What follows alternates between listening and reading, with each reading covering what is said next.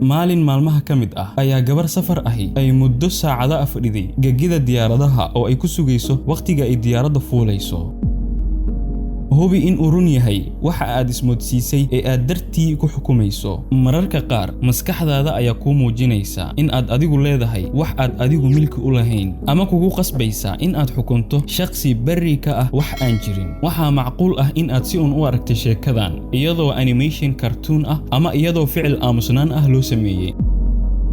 waan idin salaamay dhamaantiina, magacaygu waa Ibrahim Adam. ku soo dhawow channelkayga. waxaan halkan ku soo gudbinaa mowduucyo ku saabsan dhaqaalaha, horumarinta nafta, dhiirigelinno iyo taariikho si dhab ah u dhacay. sidoo kale waxaan soo gudbin doonaa mowduucyo ka duwan intaasi mustaqbalka dhow. soo dhawow mar kale. haddii aad ka hesho muuqaalada aan soo gudbinayno, fadlan nagu soo biir oo kanaalka rukumo adigoo subscribe noo saaraya. sidoo kale muuqaalada aan soo gudbinno like buttonka noo taabo. waad mahadsan tahay.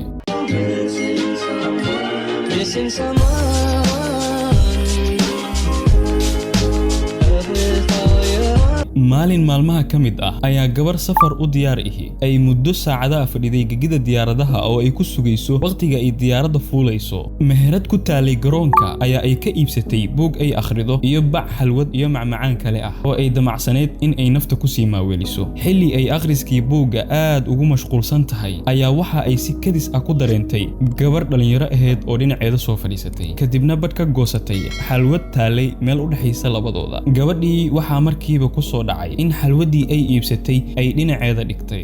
gabadhii waxa ay go'aansatay in ay iska indho tirto gabadha goosatay xalwadeeda oo aanay la hadlin, laakiin waxa aad ugu adkaa in ay u adkaysato, gaar ahaan markii ay aragtay gabadhii dhalinyarada ahayd oo si caadi ah iskaga sii cunaysa xalwadii. iyada oo aanay kaba qasnayn ayaa ay iska sii wadatay cunistii xalwada, halka gabadhani kolba ay ku eegayso indho haddii ay hadli lahaayeen odhan lahaa waad akhlaaq xun tahay ee jooji cuntada aad xadayso. laakiin ay isxakameynayso iyada oo sharafteeda uga baqday in dadku kula yaabaan sababta iyada oo mutacallimad ah oo goob sidan oo kale ah ugu dagaalantay gobol xalwo ah oo laga cunay awgii. gabadhii kalena xalwadii badankeedii waa ay cuntay. intii u dambaysay ayaa inta ay kor u qaaday oo laba qaybood u kala jartay ay iyada oo dhoola cadaynaysa gabadhii siisay qayb ahaan, tii kalena cuntay. indho adkaa oo akhlaaq darna xitaa mahadsanid iguma ay odhan ayaa ay hoos isu lahayd gabadhu, laakiin waa ay qaadatay gobolkii xalwada ahayd. muddo yar kadib ayaa sameecadaha garoonka laga dhawaaqay in ay rakaabku u soo kacaan fuulidda diyaaradda. gabadhii inta kacday oo alaabteedii aruursatay aanay tagtay kadinkii diyaaradda, iyada oo kursigii ay fadhiday kaga tagtay inantii xalwadeeda cuntay oo iska sii fadhiday.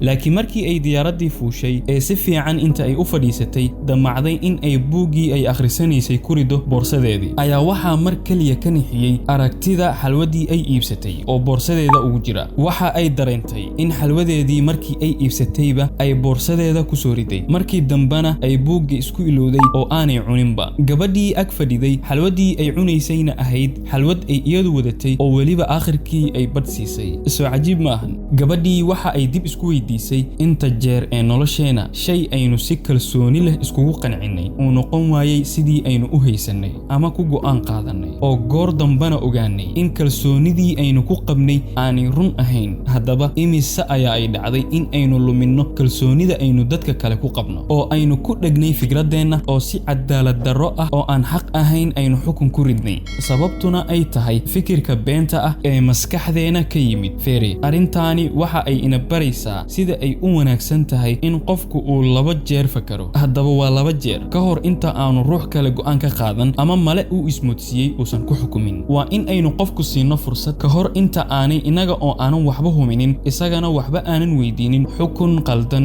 ku ridin. haddaba ujeedku waxa uu yahay inta aadan go'aan qaadanin 2 mar ka fakar, sidoo kale inta aadan hadlin 2 mar ka fakar. waxaan jeclaystay inaan intaas idinla wadaago. waad ku mahadsan tahay daawashada muuqaalkan. waxaan rajaynayaa in aad wax un ka faa'iiday sheekadani. fadlan nagu soo biir oo subscribe noo sar kanaalka. sidoo kale muuqaalkan like buttonka noo taabo. waxaan ku leeyahay ku raaxayso noloshaada. peace.